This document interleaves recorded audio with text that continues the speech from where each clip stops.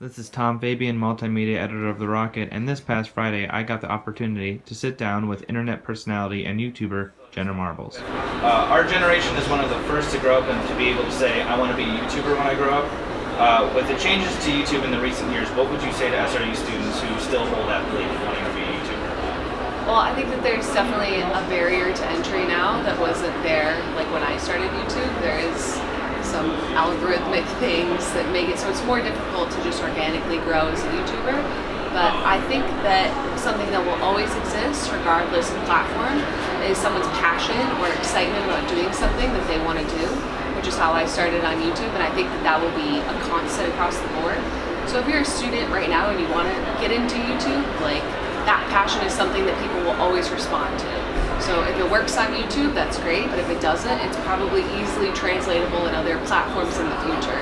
So as long as you're coming from a place of like love and drive and willingness to do something, even if YouTube makes it difficult for you to organically grow, I think it's still possible to do it in other ways, and that you should still do it because it's really fun. Yeah, when I was younger, I remember asking telling my parents, showing them that it's a thing that somebody could do in the future. They didn't believe me. My parents didn't believe me either. Yeah. So you've frequently been credited as one of the YouTubers left from the Wild West era of YouTube, like Phil DeFranco, Ryan Higa. So what do you think differentiates you from creators who have just stopped being as predominant or just stopped creating content?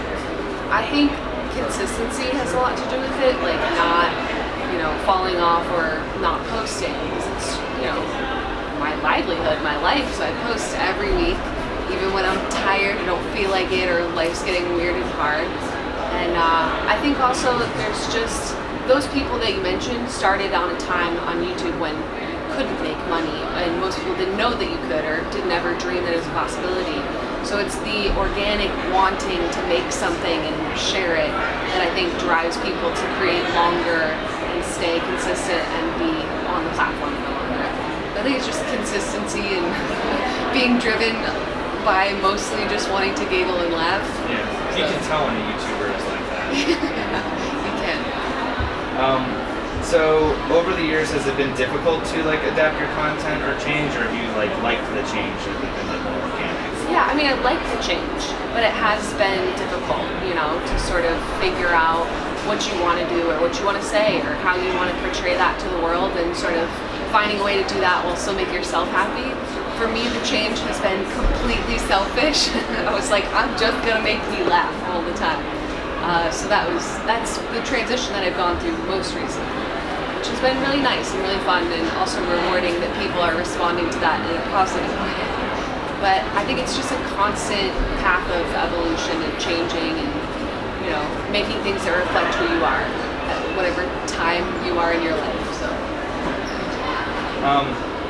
So I know you've been in a lot of different collaborations throughout the many years you've been doing YouTube. So if you had to pick a favorite, what would be your favorite collaboration you've done? Honestly, one of my best friends on YouTube, and has been for a very long time, is Ryan Higa and the whole RHBC crew. Yeah.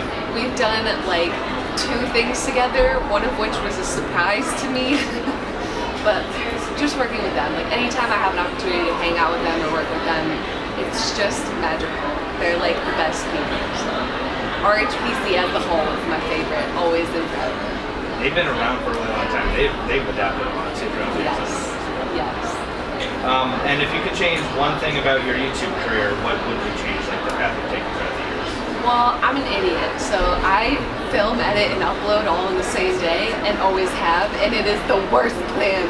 I wish I never started doing that. I wish I would stop doing it, and I can't. So I still do it, and I don't know why. It's a terrible plan to do it. I know some YouTubers like Casey Neistat say they like the challenge.